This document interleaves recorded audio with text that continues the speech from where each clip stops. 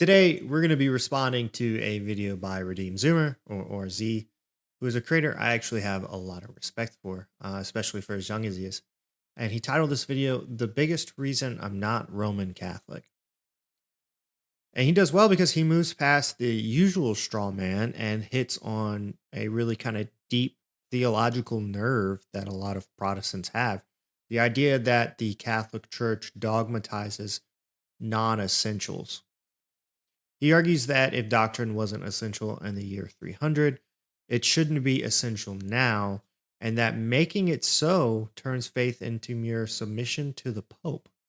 A few of the things we're going to go over in this video is why this closed list view of the faith actually contradicts the early church fathers he's trying to defend.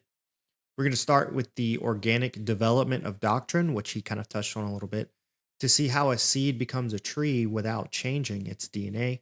We'll dive into the rule of faith, or the Regula Fidei, showing that the apostles didn't leave us some sort of static list, bullet pointed out, but a living authority. We'll also look at the office of the Papacy to see that submission to Peter is actually submission to the Christ who gave him the keys. Finally, we'll address the foundational question of this issue: who gets to decide what is and isn't essential? Welcome to the Washed and Sanctified YouTube channel. My name's Mickey. I'm glad you're here. Please hit that like button, comment, subscribe, so we can grow this channel and in Christ together. Let's jump into it.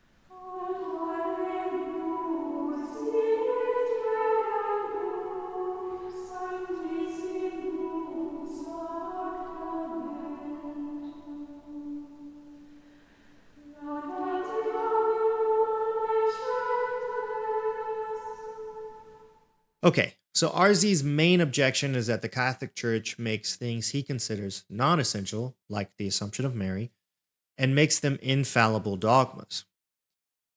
He points out even saints like St. Thomas Aquinas could speculate or disagree on things before they were dogmatized. But he's making a bit of a category error here. You're not a heretic for questioning a doctrine that the Church hasn't formally defined yet. As St. John Henry Newman explains in his Essay of Development of Christian Doctrine, the Church's understanding of truth matures over time. Here's St. Newman. In a higher world, it is otherwise, but here below to live is to change, and to be perfect is to have changed often. So if we think of doctrine like an oak tree, in the year 100, you've got an acorn, the complete deposit of faith. But by the year 2000, you have a massive tree. A saint like Bernard of Clairvaux could struggle with the Immaculate Conception because the Church was still in the process of articulating exactly how that grace worked and interacted with Mary's sinlessness. He's not a heretic because he wasn't rejecting a defined dogma. He was a theologian working within the fencing of his time. So we don't make people heretics after the fact. We recognize that they were actually faithful sons and daughters of the Church who lived before the final clarity of the definition of the dogma. So once this tree has grown, we can't just go back and pretend that the branches or the trunk that it came from aren't there. Next, RZ appeals to the Regula Fidei, or the rule of faith. It's used by St. Irenaeus and Tertullian, arguing that it's a closed list of essentials. But if you actually read St. Irenaeus, you'll see he didn't just view the rule as some sort of checklist. He viewed it as a living inheritance that was guarded by a specific office. He writes in Against Heresies, a book you've seen me quote in a lot of my videos, "It is within the power of all, and therefore, in every church, who may wish to see the truth, to contemplate clearly the tradition of the apostles manifested throughout the whole world, and the succession of those men to our own times."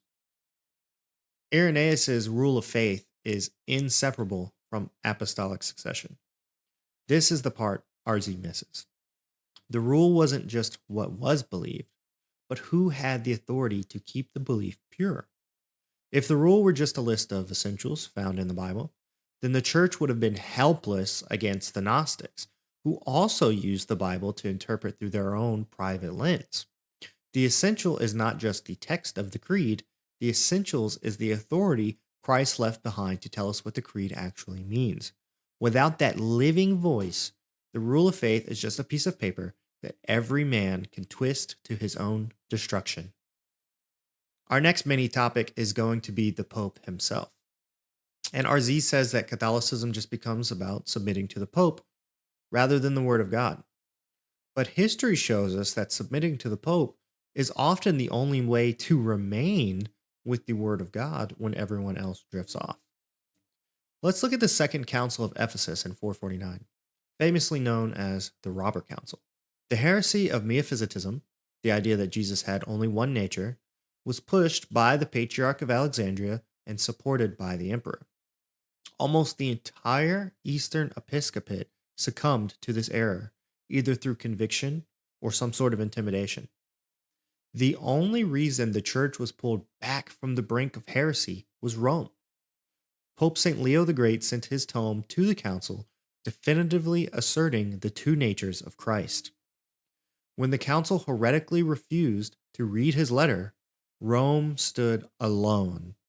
It was only through the authority of the Pope that this council was eventually annulled and the true faith restored at Chalcedon 2 years later. When we look at this example, the Pope did not invent an essential.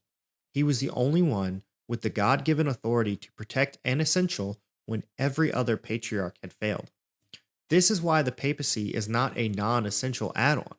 It's the shield that ensures the essentials remain true for 2,000 years. Tertullian, whom RZ referenced earlier, himself says that everyone should be in agreement with Rome. RZ ended his video by quoting C.S. Lewis, so I'm going to end this video addressing this by C.S. Lewis. And C.S. Lewis, whom I love, he's a great Christian apologist, said that he couldn't be a Catholic because it meant accepting in advance whatever doctrine the church might produce later, and he references this as a blank check. And this leads us to one of the most important questions in Christianity. Who decides what is and isn't essential? RZ believes that he can sit with his Bible and a copy of the early church fathers and a couple statements of faith from the reformers and objectively determine the core of the gospel. But history shows us this is impossible without a living authority. To a Baptist, infant baptism is a non-essential. To a Lutheran, it's a matter of salvation. To a Presbyterian, predestination is a core pillar. To a Methodist, really a secondary issue.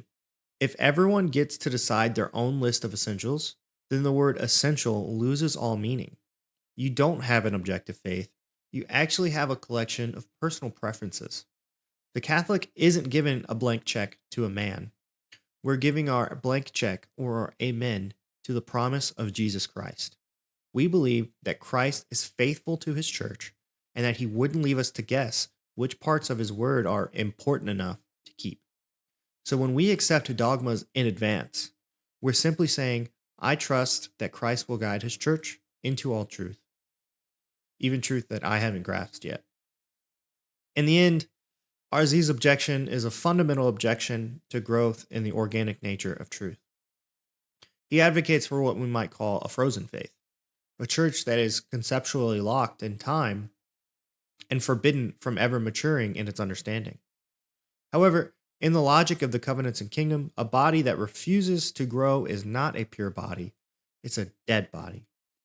What RZ dismisses as the dogmatizing of non-essentials is actually the necessary process of the church coming to a full, robust, and mature understanding of the one eternal deposit of faith that was handed down from the apostles.